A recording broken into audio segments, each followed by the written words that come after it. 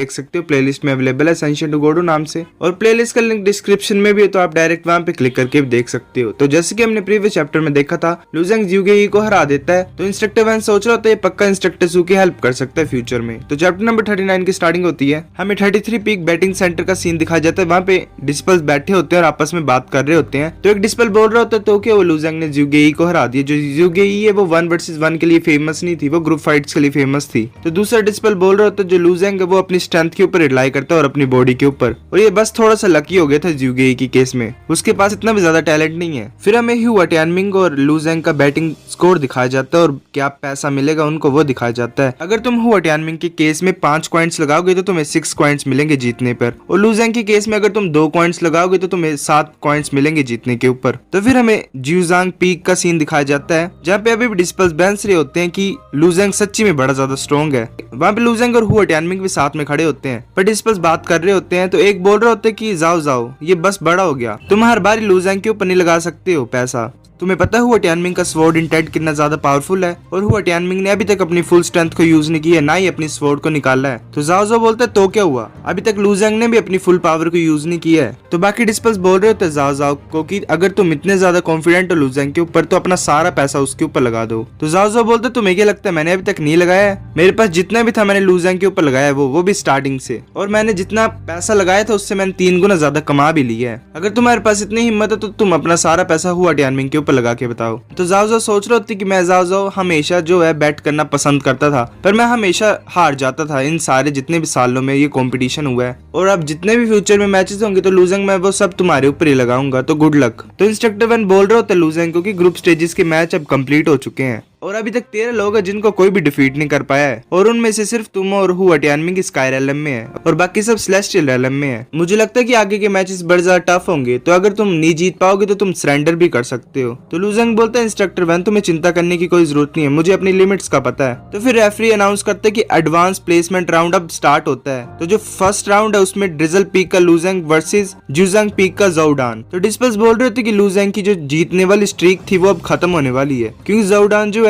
वो रैंक 50 पे रह चुका था पिछले मैच में, पिछले कंपटीशन में। मैं अब जल्दी से जाऊंगा और सब कुछ बेट कर दूंगा ज़ोउडान के ऊपर, पर जो विनिंग अमाउंट है वो बड़ा ज्यादा कम मिल रहा है ज़ोउडान के ऊपर लगा के। तो बैटिंग सिस्टम का ये सीन होता है, जो जितना ज्यादा पॉपुलर होता है उसके ऊपर पैसा लगा के उतना ही कम अमाउंट मिलता है, पर ज्यादा प्रॉफिट नहीं होता। और अगर लू जेंग के ऊपर लगाएंगे तो ज्यादा प्रॉफिट मिलेगा, क्योंकि लू जेंग अब इतना ज्यादा ट्रस्टवर्दी नहीं है उनके लिए। तो इंस्ट्रक्टर वैन बोल रहा था कि पहले तुमने ज्यूजांग पीक का जो हेमिंग है उसको तुमने बड़ी खतरनाक तरीके से हराया था और चोट पहुंचाई थी, तो इसलिए मुझे लगता है कि वो तुम्हारे अगेंस्ट गुस्सा निकालेंगे, और मुझे ये भी डर है कि ज़ोउडान तुम्हें मारने की कोशिश करेगा। तो लू जेंग बोलता है इंस्ट्रक्टर वैन चाहे कोई भी मेरे मुंह के सामने आए मैं उसको हमेशा ही हराऊंगा और अपनी फुल स्ट्रेंथ से हराऊंगा, मैं कभी बैक नहीं जाऊंगा। फिर लू जेंग थोड़ा सैड होकर आगे की तरफ चलने लग पड़ता है, क्योंकि उसे इंस्ट्रक्टर वैन की बातें पसंद नहीं आई होती हैं। तो इंस्ट्रक्टर वैन बोलते कि मुझे माफ कर दो लू जेंग, मुझे थोड़ा सा विश्वास रखना चाहिए था तुम्हारे ऊपर। फिर ज़ोउडान लू जेंग के सामने आ जाता है और बोलते कि सरेंडर कर दो तुम अभी से ही। फिर हमें दिखाया जाता है ज़ोउडान जो है वो ज्यूजांग पीक और सेलेस्टियल रेलम में है। ज़ोउडान बोलता है कि मैं ज्यूजांग पीक से बिलोंग करता हूँ और मेरे टीचर ने मुझे बड़ी अच्छी तरह से ट्रीट किया अब तक, पर तुमने जो हेमिंग को बड़ी बुरी तरह से मारा था इसलिए उन्होंने मुझे बोला कि इस मैच में तुमसे बदला लेने के लिए। तो लू जेंग बोल रहा होता है कि तुम मुझे ये क्यों बता रहे हो। तो ज़ोउडान बोलता है क्योंकि मैं सोचता हूँ कि ये सब कुछ हेमिंग की गलती थी, इसमें तुम्हारी कोई गलती नहीं थी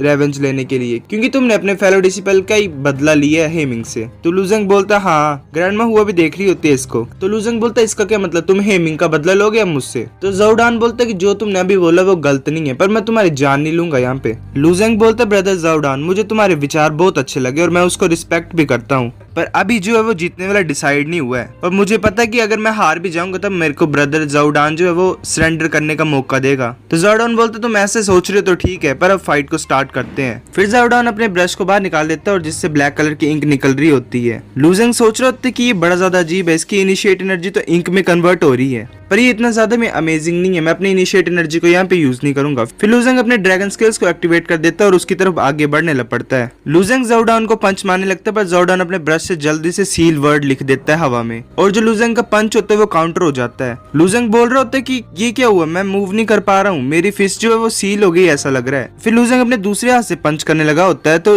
जोडान जो होता है वो अपने फिर ब्रश से ब्लॉक वर्ड लिखता है, वो पंच भी लुजेंग का ब्लॉक हो जाता है। लुजेंग सोच रहा होता है कि मैंने अपने ड्रैगन स्केल्स की पावर को भी यूज किया, पर मैं अभी भी इसको तोड़ नहीं पा रहा हूँ। फिर लुजेंग फिर ट्राई करता है, वो बोलता है कि एक और टाइम। लुजेंग उसको पंच मार रहा होता है सील को, पर वो नहीं टूट रही होती है। लुजेंग पूरी कोशिश कर रहा होता है, फिर बार बार पंच मारने से वो सील टूट जाती है और जोडान पीछे की तरफ हो जाता है और दोबारा वर्ड्स जो है वो लिख के लुजेंग की तरफ भेज रहा होता है। जोडान एग्जैक्ट 5 वर्ड्स भेजता है लुजेंग की तरफ और बोलता है कि ये जो स्किल है इसको बोलते हैं 5 वर्ड्स ऑफ डिफेंस। तुम चाहे जितने मर्जी स्ट्रॉन्ग हो, पर इस अटैक को रोकने के लिए तुम्हें 5 अटैक्स करने पड़ेंगे इसको तोड़ने के लिए। और मैंने तुम्हारे लेफ्ट हैंड को जो सील किया है वो मैंने अपनी अटैक से की है, जिसका नाम है सील। इस अटैक से किसी की भी हम स्ट्रेंथ को सील कर सकते हैं और इनिशिएट एनर्जी को भी। अब तुम अपने लेफ्ट हैंड को यूज नहीं कर पाओगे। लुजेंग सोच रहा होता है जोडान अपनी स्किल्स को क्यों एक्सप्लेन कर रहा है अपने ओपोनेंट को। जोडान बोलता है तुम इस सील को ब्रेक नहीं कर पाओगे, पर ये खुद ही वापस खत्म हो जाएगी 2 घंटे के बाद। फिर लुजेंग बोलता है मैं इसे तोड़ नहीं पाऊंगा। फिर लुजेंग अपने एन्चेंटमेंट ब्रेकिंग स्टोन की पावर को यूज करता है और उस सील को तोड़ देता है। फिर जोडान बोलता है तुम्हारी ट्रिक बड़ी ज्यादा अच्छी थी, मैं कुछ ज्यादा बकवास कर रहा था। हाँ ये सच है कि मैं तुम्हें अंडर एस्टिमेट कर रहा था, पर मेरी सील को ब्रेक करने से कुछ नहीं होगा। फिर वो दोबारा लुजेंग की तरफ अटैक करता है और इस बार जो उसने वर्ड लिखा होता है वो होता है किल, और वो लुजेंग की तरफ जा रहा होता है वर्ड, तो वो वर्ड लुजेंग की तरफ आ रहा होता है। लुजेंग को पीछे से आवाज सुनाई देती है कि ब्रदर लुजेंग ध्यान से, ये स्किल है ये बड़ी ज्यादा पावरफुल है, तुम्हें ध्यान से इसे हैंडल करना पड़ेगा। वो जो वर्ड होता है वो बड़ा ज्यादा किलिंग इंटेंट को रिलीज कर रहा होता है। लुजेंग सोच रहा होता है कि इसीलिए मैं कोई भी किलिंग इंटेंट को फील नहीं कर पा रहा था जोडान से, इसका जितना भी किलिंग इंटेंट है ये सारे उसके स्किल सिंबल में चला गया है। फिर लुजेंग आगे आता है और स्किल वर्ड को पंच करने की कोशिश करता है, पर वो बाउंस बैक हो जाता है और पीछे बैरियर से जाके टकराता है। उस बैरियर तक में क्रैक पड़ गया होता है, इतनी ज्यादा फोर्स होती है उसकी वजह से। फिर जो रेफरी होते हैं वो अपनी एनर्जी से उस बैरियर को ठीक कर देता है। जो डिस्पल्स होते हैं वो बोल रहे होते हैं कि ये स्किल जो जोडान ने अभी यूज की है तो बड़ी ज्यादा डरावनी थी, इस हिसाब से तो लुजेंग हार जाएगा। तो एक डिस्पल बोलते है कि अभी अभी मैंने फील की ये किल वर्ड में पावर तो है, पर इसके पास और भी एबिलिटी है कि ये लुजेंग की स्ट्रेंथ को भी जो है रिफ्लेक्ट बैक कर सकता है। अब ये मुश्किल है बताने के लिए कि लुजेंग खड़ा हो पाएगा कि नहीं। तो एक डिस्पल बोल रहा होता है कि अगर लुजेंग हार जाएगा तो मैं अपने पैसे को वापस पा पाऊंगा, वो भी थोड़े से प्रॉफिट के साथ। तो फिर जोडान लुजेंग की तरफ देख रहा होता है, लुजेंग ऐसे नीचे गिरा होता है और बोल रहा होता है कि तुम खड़े नहीं हो पाओगे और तुम्हें सरेंडर कर देना चाहिए। लुजेंग सोच रहा होता है सोए हुए कि मुझे जो है वो अपना थोड़ा सा पावर और इंक्रीज करना पड़ेगा और यूज करना पड़ेगा। फिर लुजेंग खड़ा हो जाता है। जोडान सोच रहा होता है कि ये तो बड़ा ज्यादा अनएक्सपेक्टेड था कि लुजेंग की बॉडी इतनी ज्यादा पावरफुल है और बिल्कुल एक सोल वेपन की तरह पावरफुल है। अब ये बोलना मुश्किल है कि मैं इसके खिलाफ जीत पाऊंगा कि नहीं। फिर लुजेंग अपनी इनिशिएट एनर्जी को यूज करके जोडान की तरफ आ रहा होता है। वो अपनी स्टारलाइट एनर्जी को यूज कर रहा होता है और वो पूरी तरह से उसके हाथ में फैल रही होती है। तो फिर डिस्पल्स बोल रहे होते हैं कि लुजेंग अपनी फाइनली जो स्पेशल स्किल को यूज कर रहा है, ये इतनी ज्यादा कूल है। तो एक बोल रहा होता है कि मैं तो भूल ही चुका था कि इस कंपटीशन की स्टार्टिंग से लुजेंग ने अपनी स्पेशल स्किल को यूज नहीं किया है। तो पैट्रियर्च होते वो बोलते कि क्या हुआ अभी अगर मैंने कोई मिस्टेक नहीं की है तो मुझे जो लगता है जो लुजेंग के हाथ में एनर्जी है वो डिमोनिक तरह की कोई पावर है। तो चूजेंग बोलता है कि ये जो बच्चा है इसने कोई डिमोनिक एनर्जी को मास्टर किया है, ये कोई डिमोनिक स्किल से इसने पाई है। क्या यह हेवनली बुक पेविलियन में गया था और इसने क्या डिमोनिक गॉड फिस्ट को चूज किया था? तो गाइस वो स्टारलाइट एनर्जी और डिमोनिक एनर्जी को साथ में यूज कर सकता है, इसलिए पैट्रियर्च को लग रहा है कि वो डिमोनिक एनर्जी को यूज कर रहा है। तो पैट्रियर्च बोलते जो डिमोनिक गॉड फिस्ट है वो हेवनली बुक पेविलियन में 100 साल से भी ज्यादा रह चुकी है और अभी तक सिर्फ 3 डिसिपल्स के हाथ में आई है वो, और उन 3 डिसिपल्स में भी 2 जो डिसिपल्स थे उन्होंने इस स्किल को कभी लर्न नहीं कर पाया, और जो अंकली ने हेवनली बुक पेविलियन में उन्होंने 3rd डिसिपल को लर्न नहीं करने दिए। मैंने कभी नहीं सोचा था कि यहाँ पे कोई और भी होगा जो डिमोनिक गॉड फिस्ट को लर्न कर पाएगा। तो चूजेंग बोलते कि डिमोनिक गॉड फिस्ट जो है वो सैंड टायर स्किल है, और ये बोला जाता है कि ह्यूमन बॉडी का जो नेचर है उसके हिसाब से इस स्किल को लर्न करना इम्पॉसिबल होता है ह्यूमन के लिए। मैं बड़ा ज्यादा हैरान हूँ कि इस बच्चे ने स्किल को लर्न कैसे किया है। तो पैट्रियर्च बोलते तुम्हें अपनी आईज को ओपन करना पड़ेगा और पूरी दुनिया को देखना पड़ेगा। ये सिर्फ एक छोटा सा हिस्सा है पूरी दुनिया में, तुम्हें क्या पता है कि अब पूरी दुनिया में क्या चल रहा है और कैसे कैसे लोग होंगे वहाँ पे और कैसी कैसी पावर होगी उनके पास। फिर लुजेंग जोडान की तरफ आ रहा होता है, जोडान अपने ब्रश से वो वर्ड्स लिखे जा रहा होता है, लुजेंग की तरफ भेज रहा होता है। वो सारे किल वर्ड्स को भेज रहा होता है लुजेंग की तरफ और सोच रहा होता है कि मेरा किलर मूव जो था वो मैं सिर्फ कोर डिस्पल के अगेंस्ट यूज करना चाहता था, पर मैं अभी कैसे सरेंडर कर दूं, और सोचूं सोचूं कि मैं अपनी एनर्जी को कंजर्व करना चाहता हूँ, क्योंकि ये मेरे लिए मुश्किल हो रहा है। तो जो वर्ड्स आ रहे होते हैं लुजेंग की तरफ, लुजेंग अपनी स्टोन की पावर को यूज करता है और उन सभी वर्ड्स को गायब कर देता है। जो वो वर्ड्स होते हैं वो पूरे रेड कलर की जो उसकी इंचेंटमेंट की फायर होती है स्टोन की, उसमें कवर हो जाते हैं और डिस्ट्रॉय हो जाते हैं। फिर लुजेंग अटैक करने के लिए आगे आ रहा होता है अपनी डिमोनिक एनर्जी को यूज करके। तो वो बोल रहे होते हैं कि तो 13 किल्स का अटैक आ रहा है इस बार। फिर वो अपनी एक स्किल को यूज करता है डिमोनिक गॉड फैंटम, जिसमें उसके जो है शैडो क्लोन्स बन जाते हैं। तो एक शैडो क्लोन जो है वो उस 13 किल टेक्निक में आ जाता है और फंस जाता है। वो बिल्कुल ही गोल गोल घूम रहे होते हैं वर्ड्स उसकी तरफ और उस शैडो क्लोन को तोड़ देते हैं। ज़ोरडान सोच रहे होते हैं कि ये अरे जो है ये एक सोल वेपन को तोड़ सकता है, तो इसका मतलब ये जो डिमोनिक गॉड फैंटम है ये एक सेंट वेपन की तरह स्ट्रॉन्ग है। पर ये नेचुरल जो एनर्जी होती है इन बींग्स की जो कि क्रिएटेड होती है,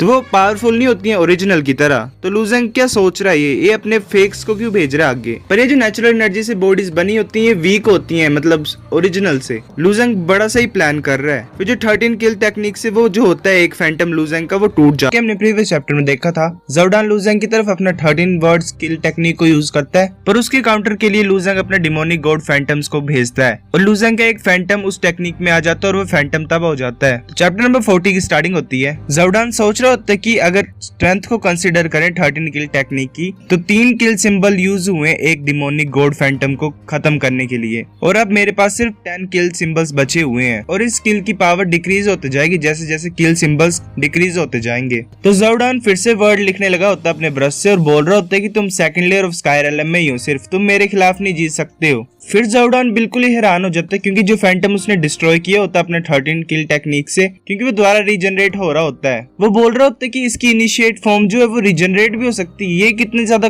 खतरनाक टेक्निक है। तो वहां पे हुआ टियानमिंग के साथ 2 डिस्पल्स और भी आ जाते हैं जो कि टियानी पीके स्ट्रॉन्गेस्ट 3 होते हैं, उनमें से हुआ टियानमिंग भी एक होता है। तो सेंटर वाला डिस्पल बोल रहा होता है जूनियर ब्रदर हुआ, तुम्हें क्या लग रहा है यहाँ पे क्या हो रहा है। तो हुआ टियानमिंग बोलता है कि मैं इसे सिर्फ एक बार ही मिला हूँ, पर मुझे भी पता नहीं लगा कि ये टेक्निक कैसे वर्क करती है। तो फिर वो सेंटर वाला डिस्पल दूसरे डिस्पल को बोलता है कि जीयून तुम्हें क्या लगता है। तो जीयून सोच रहा होता है कि ये बच्चा वूजी फिर से मेरे दिमाग से कुछ चीज निकालने वाला है और चाहता है कि मैं इसे एक्सप्लेन करूँ। तो वो बोलता है कि हुआ टियानमिंग जो है वो इतने ज्यादा टैलेंटेड जूनियर है हमारा, उसे नहीं पता ये कैसे वर्क करती है, तो मुझे कैसे पता होगा, तुम मुझे क्यों पूछ रहे हो। फिर हुआ टियानमिंग उस फाइट को देख रहा होता है और बोल रहा होता है कि मुझे ऐसा लग रहा है ये कोई हाई टायर स्किल को यूज कर रहा है। ये जो ईस्टर्न प्रोविंस है ये तो बड़ा छोटा सा पार्ट है 5 कॉन्टिनेंट्स में से, और इस पूरी दुनिया में ये पूरी दुनिया बहुत बड़ी प्लेस है। और ये हैरानी की बात नहीं होगी कि इस दुनिया में और भी स्किल्स होंगी जो कि हेवन और अर्थ से भी ज्यादा स्ट्रॉन्ग होगी। ये हम तभी पता लगा सकते जब हम ईस्टर्न प्रोविंसेस को लीव करके दुनिया के दूसरे कोने में जाएंगे। तो हुआ टियानमिंग के वर्ड्स को सुन के वूजी सोच रहा था कि मेरी पूरी एंटायर लाइफ में मेरे गोल्स यही रहे थे कि मैं क्यूंगन सेक्ट में कुछ अचीव कर पाऊं, और मैं तो बल्कि तैयार भी था एल्डर पोजीशन के लिए फाइट करने के लिए। जियून और वूजी दोनों सोच रहे होते कि जूनियर ब्रदर हुआ हमसे छोटा है, पर हमने कभी नहीं सोचा था कि उसकी नजर बाहर की दुनिया की तरफ है। लुजेंग के फैंटम्स और ज़ोरडान के वर्ड्स आपस में क्लैश कर रहे होते हैं, पर लुजेंग जो है ज़ोरडान के ऊपर भारी पड़ रहा होता है और उसके वर्ड्स के ऊपर प्रेशर अप्लाई कर रहा होता है और उनको गायब कर रहा होता है। तो ज़ोरडान बोलता है कि मेरे पास सिर्फ एक वर्ड बचा हुआ ब्लॉक करने के लिए। ज़ोरडान सोचता है कि अब मैं क्या करूं, मैं अपनी स्ट्रेंथ को बचाऊं कि सरेंडर कर दूं। मैं ऐसा नहीं कर सकता, मैं सरेंडर नहीं कर सकता, मुझे अपने वर्ड्स पे सच्चा बनना पड़ेगा, जो मैंने इसको बोला वो मुझे करके दिखाना पड़ेगा, मैं ऐसे सरेंडर नहीं कर सकता हूँ। तो ज़ोरडान सोचता है कि मैंने कभी नहीं सोचा था कि मुझे तुम फोर्स कर दोगे स्किल को यूज करने के लिए, वो भी इतनी जल्दी। फिर वो कंटिन्यूसली वर्ड्स को लिखने लग पड़ता है लुजेंग के खिलाफ। तो डिस्पल्स होते वो बोल रहे होते कि ज़ोरडान तो जेंग की गी लिख रहा है। ऐसे बोला जाता है कि जो राइटर्सनेस होती है उसकी कोई फॉर्म नहीं होती है, पर इसने कॉम्प्रीहेंड कैसे कर ली ये चीज। फिर लुजेंग भी देख रहा होता है उसे, और जो वर्ड्स होते हैं वो बिल्कुल ही एक शील्ड की टाइप क्रिएट हो जाते हैं। ज़ोरडान बोलता है कि ये कंप्लीट हो चुकी है। ज़ोरडान उन वर्ड्स की वजह से जो लेजर टाइप गोल्डन कलर की शूट कर पा रहा होता है, वो फैंटम्स को शूट तो कर रहा होता है पर फैंटम से फिर से रीजनरेट कर पा रहे होते हैं। ज़ोरडान बोल रहा होता है मुझे बिलीव नहीं होता कि तुम इंडिस्ट्रक्टिबल इनिशिएट फॉर्म्स को क्रिएट कर सकते हो, वो भी सिर्फ इनिशिएट एनर्जी को यूज करके, पर मुझे लगता है मैं कुछ टाइम इनको डिस्ट्रॉय करूंगा तो ये दोबारा रीजनरेट नहीं कर पाएंगी।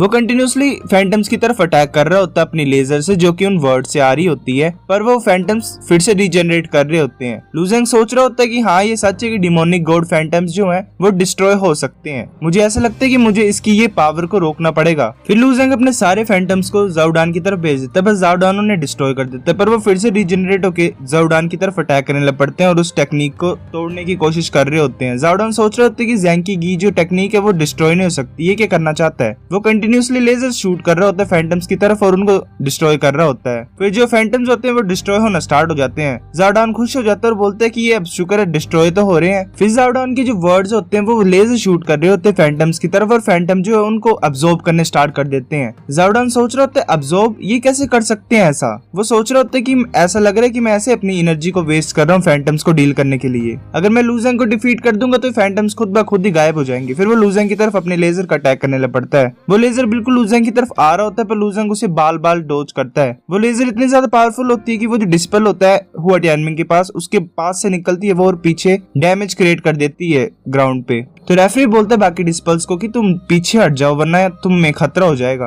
वो बैरियर जो क्रिएट किया होता है रेफरी ने वो इतना ज्यादा स्ट्रॉन्ग भी नहीं होता है और जाओडान का अटैक उससे बाहर निकल जा रहा होता है। जाओडान सोच रहा होता है कि मेरा लास्ट चांस है, अगर अभी नहीं हुआ तो कभी नहीं होगा। फिर वो अपनी लेजर को लूजेंग की तरफ भेज रहा होता है पर लूजेंग उसे डोज कर ले रहा होता है। रेफरी ने बैरियर स्ट्रॉन्ग बना दिया होता है इसलिए वो जो अटैक होता है जाओडान का वो उससे टकरा के वापस रिफ्लेक्ट बैक होता है और नीचे ग्राउंड में लगता है। जाओडान अपनी पूरी कोशिश कर रहा होता है पर लूजेंग भी बड़ी आसानी से डोज कर रहा होता है। लूजेंग सोच रहा होता है कि मुझे अपने सोरिंग फीनिक्स क्रिस्टल की फुल पावर को यूज करना पड़ेगा। फिर लूजेंग उसकी फुल पावर को यूज करता है और बड़ी फास्ट तरीके से डोज कर रहा होता है उस अटैक को। एक लेजर को लूजेंग जंप करके डोज करता है पर फिर से लेजर उसकी तरफ आ रही होती है। वो बोल रहा होता है कि ऐसे ये काम नहीं कर रहा, मुझे कुछ और करना पड़ेगा। वो सोचता है कि मुझे कोई और चॉइस को अपनाना पड़ेगा और मुझे रिस्क लेना पड़ेगा। फिर लूजेंग अपनी फुल स्पीड से जाओडान की तरफ आगे बढ़ने लग पड़ता है। जाओडान सोच रहा था कि लूजेंग की स्पीड तो बड़ी ज्यादा फास्ट है पर यही कर सकता है, ये इसके पास और कोई तरीका नहीं है मुझसे डील करने के लिए और इसके पास और कोई रास्ता भी नहीं है भागने के लिए। वो स्माइल करते हुए बोलता है कि मैंने कभी नहीं सोचा था कि तुम्हें हराना इतना ज्यादा मुश्किल होगा। फिर वो लूजेंग के सामने बिल्कुल डायरेक्टली लेजर को शूट कर देता है पर लूजेंग उसे अपने स्वॉर्ड स्टेप्स को यूज करके जिगजैग मूवमेंट से डोज कर लेता है। तो जो जाओडान के वर्ड्स होते हैं वो गायब हो रहे होते हैं और वो बोल रहा होता है कि ज़ेंग की गी की जो एनर्जी है वो यूज हो रही है सारी और खत्म हो रही है। जैसे वो एनर्जी खत्म हो रही होती है और वर्ड्स गायब हो रहे होते हैं तो लूजेंग बोलता है मेरे पास चांस है। जाओडान नया वर्ड लिखने लगा होता है पर लूजेंग वहां पे हो जाता है जल्दी से और अपने जो एन्चेंटमेंट ब्रेकिंग क्रिस्टल की पावर को यूज करके जाओडान को पंच करने लग पड़ा होता है। जाओडान अपनी फेट को एक्सेप्ट कर लेता है और अपनी आंखें बंद कर देता है। वैसे ही लूजेंग बिल्कुल उसके मुंह के सामने पंच को रोक देता है।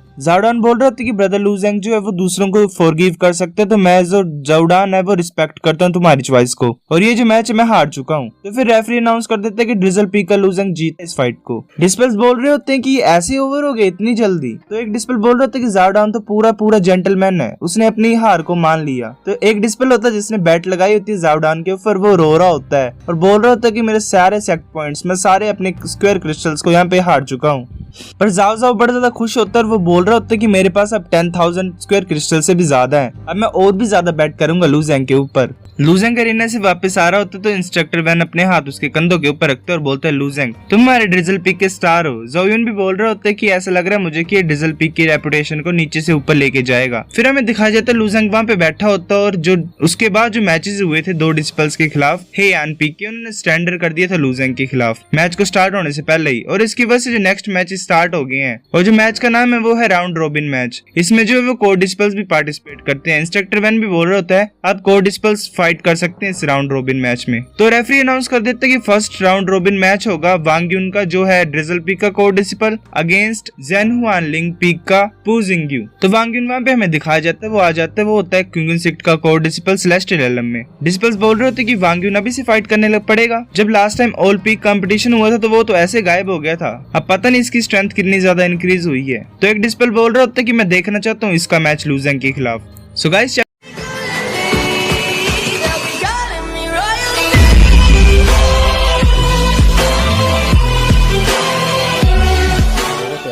हे guys welcome back to my YouTube channel. तो आज हम अपोसी सीरीज को फिर से कंटिन्यू करने जा रहे हैं। अगर आपने प्रीवियस चैप्टर्स की एक्सप्लेनेशन नहीं देखी तो आप देख सकते हो, प्लेलिस्ट में अवेलेबल है असेंशन टू गॉड नाम से और प्लेलिस्ट का लिंक डिस्क्रिप्शन में भी हो तो आप डायरेक्ट वहां पे क्लिक करके भी देख सकते हो। तो जैसे कि हमने प्रीवियस चैप्टर में देखा था लूजेंग के खिलाफ 2 डिस्पेल्स जो होते हैं वो सरेंडर कर देते हैं और इसकी वजह से राउंड रोबिन मैच स्टार्ट हो जाता है जिसमें कोर डिस्पेल्स पार्टिसिपेट कर सकते हैं। तो वहां पे क्विंगन सेक्ट का कोर डिस्पेल भी आ जाता है वांग युन और रेफरी अनाउंस कर देता है कि वांग युन वर्सेस पू जिंगयू। तो चैप्टर नंबर 41 की स्टार्टिंग होती है। वांग युन बोल रहे थे कि लूजेंग मैं तुम्हारे साथ मैच करना चाहता हूँ। तो जोयुन बोल रहा था कि लूजेंग तुम्हें फोर्स करने की कोई जरूरत नहीं है खुद को। तो लूजेंग बोलता है अभी टाइम नहीं है हमारा फाइट करने का। वांग युन बोलता है कि तुम भीगी बिल्ली क्यों बन रहे हो, तुम्हें चिंता करने की कोई जरूरत नहीं है। मैं ऐसा नहीं करूंगा कि लोग मुझे बोलें कि मैं एक वीक इंसान को तंग कर रहा हूँ और ऊपर से मैं अपनी कल्टिवेशन को भी दबा दूंगा तुम जैसे स्काई रेलम कल्टिवेटर को फाइट करने के लिए। लूजेंग बोलता है मैं तुमसे डरता हूँ। वांग युन अगर मेरा और तुम्हारा मैच होगा तो तुम्हें अपनी कल्टिवेशन को दबाने की कोई जरूरत नहीं है क्योंकि मैं तुम्हें ऐसे भी हरा सकता हूँ बड़ी आसानी से। तो डिस्पल्स में शोर मच जाता है और वो बोल रहे होते हैं कि तुमने सुना ध्यान से, लूजेंग श्योर है कि वो स्ट्रॉन्गर है वांग युन के मुकाबले। पर एक डिस्पल बोल रहा होता है पर वांग युन जो है वो सेलेस्टियल रियल्म में है। तो एक बोल रहा होता है कि ये बड़ा ज्यादा इंटरेस्टिंग मैच होने वाला है। तो वांग युन लूजेंग को बोल रहा होता है कि ठीक है, अगर तुम राउंड रॉबिन मैच में बाहर नहीं हो जाओगे पहले ही तो हमारा मैच पक्का ही होगा। तो वहाँ पे पूजिंग जैन आ जाता है जो कि हुआनलिंग पीक का होता है, सेलेस्टियल रियल्म में होता है। पूजिंग बोलता है कि वांग युन तुम्हें ध्यान देना पड़ेगा, मैं तुम्हारा ओपोनेंट हूँ। वांग युन बोलता है अच्छा तुम मेरे ओपोनेंट हो। तो पूजिंग बोलता है हाँ। फिर वो अपने फैन से अटैक करता है और एक स्पाइडर वेब वांग युन की तरफ भेज देता है। वो बोल रहा होता है वांग युन को कि तुम्हारी बदतमीजी की वजह से तुम मेरे ट्रैप में फंस गए हो, अब तुम मुझे ब्लेम नहीं कर सकते, अब तुम इनर पार्ट में डिवाइन नेट के, तुम यहाँ से बाहर नहीं निकल सकते हो। वो अपने फैन से उन स्ट्रिंग्स को कंट्रोल कर रहा होता है डिवाइन नेट की। वांग युन वहाँ पे फंसा होता है। पूजिंग बोल रहा होता है कि अगर तुम्हारे पास स्पिरिचुअल वेपन भी होगा फिर भी वो मेरी डिवाइन नेट को नहीं तोड़ सकता है और नहीं काट पाएगा। वो हंस रहा होता है और वांग युन स्माइल देता है और अपने फिर आर्मर को एक्टिवेट कर लेता है जो कि एक स्केलेटन टाइप का आर्मर होता है जिसकी आईज ग्लो कर रही होती है रेड कलर से। पूजिंग सोच रहा होता है कि ये तो एक डिमोनिक टेक्निक है। तो इंस्ट्रक्टर वैन भी बोल रहा होता है कि क्योंकि सेक्ट जो है वो डिमोनिक टेक्निक्स को मना नहीं करता यूज करने के लिए, पर कोई इंसान डिमोनिक टेक्निक्स को लर्न नहीं कर सकता दूसरों को मारने के लिए। जोयुन बोल रहा होता है कि डिमोनिक कल्टीवेटर बनने का रास्ता वो बड़ा ज्यादा मुश्किल होता है, पर एक बार तुम उसकी टेक्निक को लर्न कर लोगे तो तुम आम कल्टीवेटर से बड़े ज्यादा पावरफुल होगे। वांग युन जो होता है वो उस डिवाइन नेट से बाहर निकलने की कोशिश कर रहा होता है और फिर वो बड़ी आसानी से उस नेट से बाहर आ जाता है। वो सारी नेट होती है वो टूट जाती है। फिर वांग युन एकदम से पूजिंग के सामने आ जाता है और उसे पंच मारने लगा होता है। पूजिंग सोच रहा होता है कि इतना ज्यादा अच्छा नहीं है, जो राउंड रॉबिन मैच है वो अफेक्ट करेगा मेरी स्टैंडिंग को अगर मैं हार जाऊंगा तो। पूजिंग पीछे की तरफ कूद जाता है और फिर हवा में उड़ जाता है। वांग युन अपने जो आर्मर के पंख को एक्टिवेट करता है और हवा में उड़ जाता है और पूजिंग की तरफ आ रहा होता है। पूजिंग बोल रहा होता है तुम मुझे फोर्स मत करो मेरा हाथ उठाने के लिए। फिर वो अपने फैन से अटैक करने लगा होता है और बोल रहा होता है कि तुमने मुझे ये करने के लिए मजबूर किया, मुझे ब्लेम मत करना। फिर वो अपने फैन को वांग युन की तरफ फेंक देता है और अपने अटैक को यूज करता है डिवाइन गोल्डन फ्लावर फैन। वो फैन वांग युन की तरफ आ रहा होता है घूमते घूमते, पर वांग युन उसे बड़े ध्यान से देख रहा होता है। फिर वो स्माइल करता है, फिर अपने अटैक को यूज करता है डिमोनिक स्केलेटल कवरिंग टेक्निक और उससे रेड कलर का ऑरा रिलीज हो रहा होता है। पूजिंग बड़ा ज्यादा हैरान हो जाता है और सोच रहा होता है कि आर्मर क्या इवोल्व कर सकता है। जो वांग युन का आर्मर होता है वो पूरी तरह से इवोल्व हो जाता है और उसको पूरी तरह से कवर कर रहा होता है। पूजिंग सोच रहा होता है कि मेरा जो सबसे पावरफुल अटैक था वो भी जो इस आर्मर पे स्क्रैच भी नहीं छोड़ पा रहा है। फिर वो बोलता है कि मैं डिफीट को एडमिट करता हूँ। तो डिस्पल्स बोल रहे होते कि इतनी जल्दी कैसे हार मान सकता है, हमने तो अभी वांग युन के मूव को भी देखा अच्छी तरह से। तो एक डिस्पल बोल रहा होता है कि ये तो एक अटैक भी नहीं टिका, पर कर भी कह सकते हैं वांग युन के सामने। लूजेंग बोलता है कि ऐसा लग रहा है मुझे वांग युन बकवास ही नहीं करता है, सिर्फ वो कर भी सकता है चीजों को। तो रेफरी अनाउंस करता है कि वांग यान मियो वर्सेस लूजेंग। लूजेंग थोड़ा सा हैरान हो जाता है तो जोयुन बोल रहा होता है कि लूजेंग तुम ठीक हो। लूजेंग फिर स्माइल करके बोलता है कि हाँ मैं ठीक हूँ, पर मैं बड़ा ज्यादा एक्साइटेड हूँ, मैं किसी इंसान को बहुत बुरी तरह से मारना चाहता हूँ। फिर वहाँ पे वांग यान मियो आ जाता है वैसे अपने लोटस के ऊपर चढ़ के। उसकी एंट्री से जो फीमेल डिस्पल्स होती है वो पागल हो जाती है, भाई लेडी किलर है। तो वो लड़की बोल रही होती है जो लूजेंग के शरीर में छेद करना चाहती थी कि ये वांग यान मियो जहाँ पे भी आता है वहाँ पे शोर मच जाता है, ये मेरे को बड़ा बदतमीज और बेकार लगता है, इसको इतनी ज्यादा ग्रैंड एंट्री करने की क्या जरूरत है, चुपचाप भी तो आ सकता है। तो वो लड़का होता है उसके साथ, वो बोल रहा होता है जूनियर सिस्टर मो तुम ये नहीं चाहते कि इसके शरीर में भी होल करना, वांग यान मियो के शरीर में भी। वो लड़की बोलती कि इतना ज्यादा खास भी नहीं कि मैं इसमें छेद करूं, अगर मेरा मैच होगा इसके खिलाफ तो मैं इसे पीट सकती हूँ। भाई ये लड़की का कुछ चक्कर है लूजेंग से।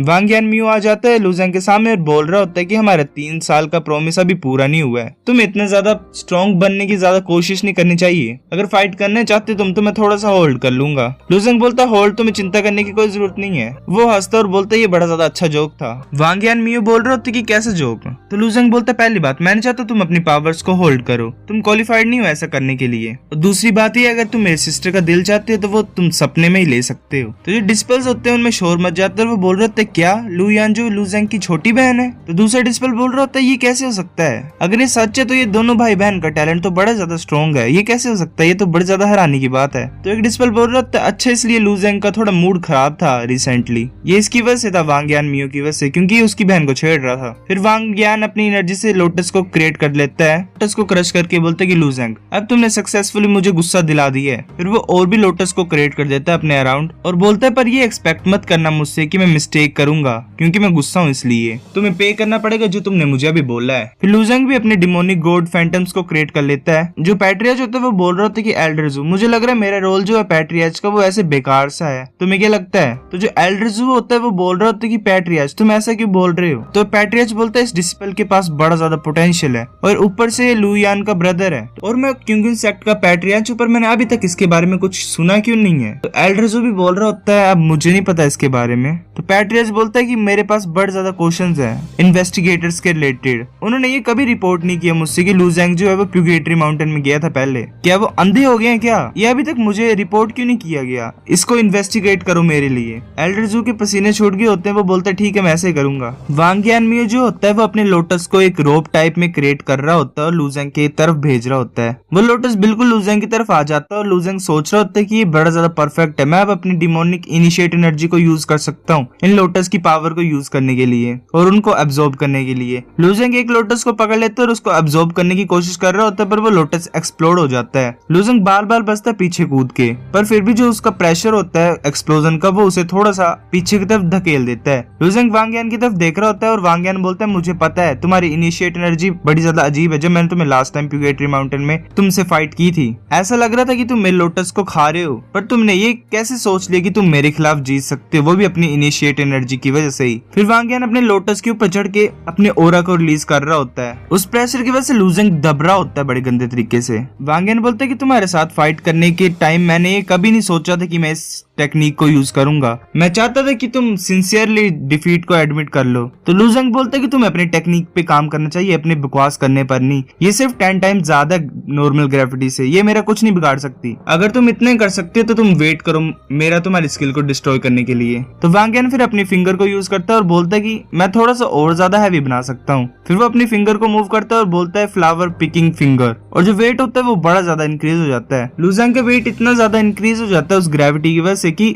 जो सरफेस होता है उसके नीचे वहाँ पे भी गड्ढा हो जाता है। वांग यान बोल रहा होता है कि तुम मेरी ग्रेविटी के नीचे कुछ नहीं कर सकते हो और तुम ऊपर से इतने ज्यादा कैपेबल भी नहीं हो कि मैं अपने वेपन को यूज करूं तुम्हारे खिलाफ। पर उस पावरफुल ग्रेविटी की वजह से भी लू ज़ेंग के ऊपर कुछ फर्क नहीं पड़ रहा होता है। लू ज़ेंग बिल्कुल सीधा खड़ा होता है। वांग यान फिर अपनी पावर को इंक्रीज करता है और जो ग्रेविटी होती है वो इंक्रीज हो जाती है और लू ज़ेंग के ऊपर और प्रेशर पड़ रहा होता है। जो डिस्पल्स होते हैं वो बोल रहे होते हैं कि वांग यानमियो इतना ज्यादा स्ट्रॉन्ग कैसे है, इसने लू ज़ेंग को फोर्स कर दिया ग्राउंड पर, वो भी सिर्फ अपनी एक फिंगर को यूज करने से। इसके पास कितनी ज्यादा स्ट्रेंथ है। पर एक डिस्पल बोल रहा होता है ये जो वांग यानमियो है ये तो अपने लोटस को यूज कर रहा है जो कि इसके पैर के नीचे है ग्रेविटी को चेंज करने के लिए, इसलिए जो ये स्ट्रेंथ है ये अकेली वांग यानमियो की नहीं है, ये इसकी लोटस की भी है। वेल एक्चुअली लोटस भी वांग यानमियो का। ये डिस्पल्स थोड़े नशे में लग रहे हैं मेरे को, भाई लू ज़ेंग के फैंस है। वांग यान बोलता है लू ज़ेंग तुम्हारा सेल्फ डिफेंस ज्यादा स्ट्रॉन्ग नहीं था, अब तुम मेरी एक फिंगर को भी हैंडल नहीं कर पा रहे हो। लू ज़ेंग सोच रहा था कि इतना ज्यादा टाइम हो गया मुझे वार्म फील किए हुए मेरी बॉडी में, ये ऐसे करता रहेगा तो मुझे लगता है कि मेरी पावर और ज्यादा इंक्रीज हो जाएगी। वांग यान बोलता है कि तुम्हारा फ्लाइंग नाइफ कहाँ गया और तुम्हारे ऊपर से स्पिरिट अटैक्स भी कहाँ गए, उनको क्या हुआ, तुम उन्हें यूज नहीं करोगे क्या? तो बाकी डिस्पल्स में फिर से शोर मच जाता है और वो बोल रहे थे कि लू ज़ेंग के पास अभी वेपन्स भी हैं और फ्लाइंग नाइफ भी है, उसने तो ये कभी भी यूज नहीं किया। तो एक डिस्पल बोल रहा था चाहे कोई सेलेस्टियल रेलम का ही क्यों ना हो, स्पिरिट अटैक से बचना बड़ा ज्यादा मुश्किल होता है। तो बाकी डिस्पल्स भी बोल रहे होते हैं कि अभी और भी है लू ज़ेंग के पास, जैसा हमने सोचा था। तो लू ज़ेंग उस क्रिएटर में से बोल रहा होता है कि मैं स्ट्रॉन्ग नहीं हूँ मुझे पता है, पर तुम वांग यानमियो मुझसे बड़े ज्यादा वीक हो। फिर लू ज़ेंग उस क्रिएटर में से जंप कर देता है और बोलता है कि तुम सोच रहे हो कि तुम इस छोटी सी थोड़ी सी ग्रेविटी को यूज करके मुझे मार सकते हो दबा दबा के, पर सच हमेशा और होता है कुछ। मैं बड़ा ज्यादा डिसअपॉइंटेड हूँ तुम्हारी इस टेक्निक से। लू ज़ेंग भाग रहा होता है और वांग यानमियो अपने फिंगर से डिफरेंट एरियाज पे जो होता है वो ग्रेविटी को इंक्रीज कर रहा होता है। वो एक्चुअली पूरे एरेना की फील्ड को क्रिएट नहीं कर सकता है ज्यादा ग्रेविटी से, इसलिए वो थोड़ी थोड़ी में कर रहा होता है। पर जहाँ जब वो कर रहा होता है ग्रेविटी को इंक्रीज वहाँ बड़े ज्यादा डीप से। और प्लेलिस्ट का लिंक डिस्क्रिप्शन में भी, तो आप डायरेक्ट वहाँ पे क्लिक करके भी देख सकते हो। तो जैसे कि हमने प्रीवियस चैप्टर में देखा था, लू ज़ेंग भाग रहा होता है और वांग यान पर्टिकुलर एरिया में अपनी ग्रेविटी को इंक्रीज कर रहा होता है। ग्रेविटी की इंक्रीज होने से अरेना में गड्ढे हो रहे होते हैं। तो चैप्टर नंबर 42 की स्टार्टिंग होती है। लू ज़ेंग भागता है और जंप करके बिल्कुल वांग यान के ऊपर आ जाता है और वांग यान को पंच करने लगा होता है। लू ज़ेंग बोलता है कि तुम्हें किसने कहा कि मैं सिर्फ भाग ही सकता हूँ। वो वांग यान की तरफ पंच करने लगा होता है, पर वांग यान जो होता है वो अपने लोटस से एक ट्रायंगल टाइप क्रिएट कर लेता है। पर लू ज़ेंग अपनी फुल फोर्स से पंच कर रहा होता है, वो भी अपनी डिमोनिक एनर्जी को यूज करके, जिसकी वजह से जो लोटस होते हैं वो लू ज़ेंग के अपने बनने लग पड़ते हैं। जो डिस्पल्स होते हैं वो बोल रहे होते हैं कि ऐसा लग रहा है कि ये जो लोटस है वांग यान के, इनको लू ज़ेंग कंट्रोल कर रहा है। तो दूसरे डिस्पल बोल रहे होते हैं कि लू ज़ेंग की जो स्किल है वो दूसरों की इनिशिएट एनर्जी को खा सकती है। तो एक डिस्पेल बोल रहा होता है कि लूजेंग लोटस से दूर जा रहा है, इसकी वजह से लूजेंग के लिए मुश्किल हो गया उसको यूज करना और उसको डिवोवर करना। वांग यान बोलता है कि तुम्हारी इनिशिएट एनर्जी को मैंने पहले भी देखा और मैंने इससे लर्न की है कि मैं पिछली बार कैसे क्या गलती कर रहा था, मैं अपनी पहले वाली गलती को कैसे रिपीट कर सकता हूँ। फिर लूजेंग जिस लोटस पे कंट्रोल करने की कोशिश कर रहा होता है वो वांग यान उनको ब्लास्ट करवा देता है। वांग यान बोलता है तुम्हारी फिस्ट टेक्निक जो है वो मैंने पहले से काउंटर कर दी है, अब मैं देखना चाहता हूँ कि तुम और क्या कर सकते हो, अब तुम और किस चीज के ऊपर रिलाई कर सकते हो।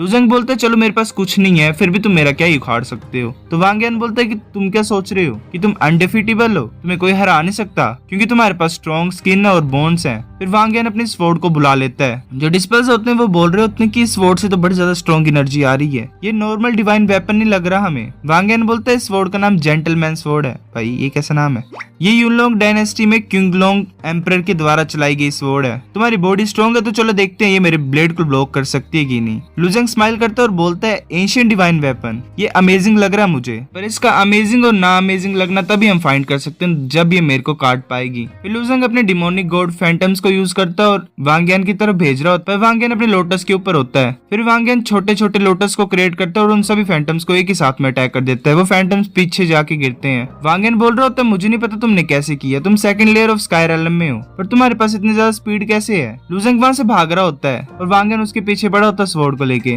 वांग यान बोलता है जैसे मैंने तुम्हें बोला था कि तुम्हारे पास कुछ नहीं है रिलाई करने के लिए, तुम अब सिर्फ भाग ही सकते हो। तो एल्डर जू बोलता है कि पैट्रियाशी क्या हमें हेल्प करनी चाहिए लूजेंग की। तो पैट्रियाश बोलता है कि कोई जरूरत नहीं है। अभी हम देख सकते हैं कि वांग यान इस बच्चे के पीछे पड़ा है, पर तुम इसकी शक्ल को देखो, तुम्हें लग रहा है कि इसके फेस में एक भी डर का माहौल या डर का एक्सप्रेशन। मेरा गैस यही है कि बच्चा अभी भी कुछ प्लान कर रहा है और इसके पास है कोई अटैक। फिर वांग यान बिल्कुल लूजेंग के सामने पहुंच जाता है और लूजेंग को अटैक करने लगा होता है, पर लूजेंग उसे डॉज कर लेता है। लूजेंग वांग यान की तरफ देख रहा होता है और वांग यान बोलता है कि तुम अब मारे जाओगे। वांग यान अपनी स्वॉर्ड से अटैक करने लगा होता है लूजेंग की तरफ और लूजेंग अपने पंच को यूज करने लगा होता है अपने डिमोनिक एनर्जी से कोट करके। तो जो डिस्पेल्स होते हैं वो बोल रहे होते हैं कि लूजेंग को अपना हाथ नहीं चाहिए क्या, ये कि अपनी फिस्ट को यूज करना चाहता है स्वॉर्ड के खिलाफ, क्या ये पागल हो गया है। अब तो लूजेंग हार ही जाएगा। फिर लूजेंग अपनी डिमोनिक एनर्जी को स्टार एनर्जी से भी कोट कर लेता है और अपने पाम से अटैक करने लगा होता है वांग यान की तरफ। वांग यान सोच रहा होता है कि तुम पहले अपने लेफ्ट हैंड से अटैक करके राइट हैंड से अटैक करना चाहते हो, पर ये ट्रिक मेरे ऊपर काम नहीं करेगी। पर लूजेंग अपने लेफ्ट हैंड से अटैक करता है स्वॉर्ड के ऊपर और स्वॉर्ड जो होती है वो वाइब्रेट करने लग पड़ती है। वो एक सेकंड में तो वांग यान के हाथ से छूट ही चली होती है, पर वांग यान उसे फिर से पकड़ लेता है। एल्डर जू बड़ा ज्यादा हैरान हो जाता है लूजेंग की इस ट्रिक को देख के। पैट्रियाश भी बोल रहा होता है कि ये बच्चा इतनी जल्दी नहीं हारेगा। लूजेंग उसकी तरफ आ रहा होता है वांग यान की तरफ। वांग यान बोल रहा होता है कि ये सही नहीं है, ये डिस्टेंस बड़ा ज्यादा क्लोज है, मैं अपने लोटस को ऐसे फॉर्म नहीं कर सकता हूँ। लूजेंग अपनी स्टार एनर्जी और डिमोनिक एनर्जी से अपने हाथ को कोट कर लेता है और उसे पंच मारने लगा होता है, पर वांग यान उसे रोक लेता है। पर फिर लूजेंग अपनी बाजू से उसे मुंह पे मारता है जिसकी वजह से वो थोड़ा पीछे की तरफ हो जाता है और लूजेंग फिर उसे पेट में पंच मारता है और उसके मुंह से खून निकल आता है। लूजेंग क्लोज कॉम्बैट में बड़ी अच्छी तरह से फाइट कर रहा होता है। फिर वांग यान बचने के लिए अपनी स्वॉर्ड को स्विंग करता है। लूजेंग थोड़ा पीछे हो जाता है। वांग यान एक लोटस को क्रिएट करता है पर लूजेंग अपने पंच से उसको तोड़ देता है और फोड़ देता है। वांग यान बोल रहे थे कि तुम क्या सोच रहे हो, मैं ऐसे डर जाऊंगा, तुम सिर्फ अपने हाथों से लड़ रहे हो। फिर लूजेंग अपने ड्रैगन स्किल्स की पावर को एक्टिवेट कर देता है सभी को और वांग यान को पंचेस मारने लग पड़ता है। एक पंच वांग यान को लगता है और वांग यान पीछे बैरियर से जाके टकराता है और गिर जाता है। वांग यान बोल रहा था कि मैंने अभी तक अपने लोटस बैटल आर्मर को यूज नहीं किया है, सच बोलूं तुम मेरे ओपोनेंट नहीं हो, तुम मुझे नहीं हरा सकते। लूजेंग बोलता है कि तुम कुछ भी यूज कर सकते हो, अपने लोटस आर्मर को जल्दी से यूज करो, मैं तुम्हें टाइम देता हूँ प्रिपेयर होने के लिए, मैं तुम्हें एक और चांस भी दे दूंगा। वांग यान के मुंह से खून निकल रहा होता है। लूजेंग बोलते हैं कि तुम सरेंडर कर सकते हो, मैंने तुम्हें पहले बोला है कि तुम्हें 3 साल वेट करने की कोई जरूरत नहीं है, अब तुम जो करंट हो मेरे सामने वो जरा भी पावरफुल नहीं है और मेरे ओपोनेंट नहीं हो। अगर हम सच्चाई को देखें तो तुम बोल रहे हो तुमने अपने लोटस बैटल आर्मर को यूज नहीं किया है, पर तुम्हें क्या लगता है कि मैंने अपनी फुल स्ट्रेंथ को अभी तक यूज किया क्या। तो वांग यान बोलता है कि मैं सेलेस्टियल रेलम का डिस्पेल हूँ, मैं एक सेकंड लेयर के स्काई रेलम के डिस्पेल को कैसे नहीं हरा सकता हूँ, अगर मैं ऐसे हार जाऊंगा तो मैं खुद को जीनियस कैसे बोल सकता हूँ। तो लूजेंग सोच रहा होता है कि ऐसे तो ये डिप्रेशन में चला जाएगा और इसके मार्शल आर्ट्स का वे जो है वो चेंज हो जाएगा, मेरे को इसकी हेल्प करनी चाहिए। तो इंस्ट्रक्टर होता है वांग यान का, वो सोच रहा होता है कि वांग यान मियो जो है वो मेरा फेवरेट डिसिपल है, पर ऐसा लग रहा है कि ये पागल हो रहा है हार की वजह से, पर मेरे पास स्ट्रेंथ नहीं है कि मैं इसकी हेल्प कर सकूं। तो डिस्पल्स बोल रहे होते कि वाओ लूजेंग तो बड़ा ज्यादा कमाल का है, ये इतना ज्यादा स्ट्रॉन्ग है। लूजेंग बोलता मैं तुम्हें एक और चांस देता हूँ, अब से 3 साल के बाद तुम मुझसे दोबारा फाइट करना, पर मुझे पता तुम मुझे हरा नहीं पाओगे, पर फिर भी तुम्हारे पास विल पावर होनी चाहिए ताकि तुम मेरा पीछा कर सको और स्ट्रॉन्ग बन सको, पर ये मेरे लिए बेटर होगा कि तुम यहाँ पे मारे जाओ, क्योंकि वर्ल्ड बहुत बड़ा है, यहाँ पे और भी ज्यादा एरिया है ईस्टर्न प्रोविंसेस के अलावा। तो तुम्हारा जो सो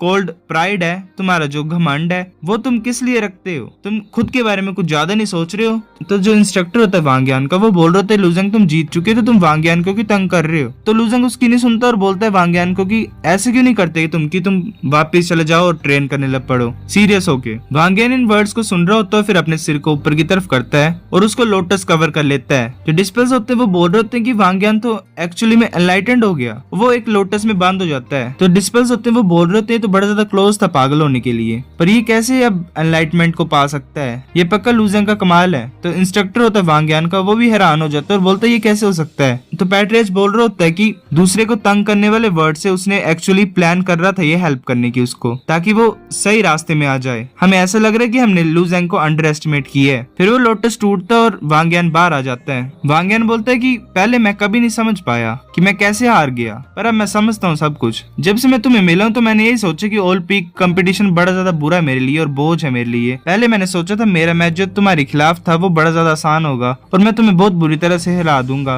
पर मैं गलत सोच रहा था। शुक्रिया तुम्हारा मुझे एनलाइटेंड करने के लिए। ये ऑल पीक कंपटीशन मेरे लिए बहुत ज्यादा हेल्पफुल रहा। वांग यान फिर अपने टीचर को बोलता है, इंस्ट्रक्टर को बोलता है कि टीचर मुझे बड़ा ज्यादा जरूरी काम है, मैं क्या जल्दी से वापस जा सकता हूँ, ट्रेन कर सकता हूँ?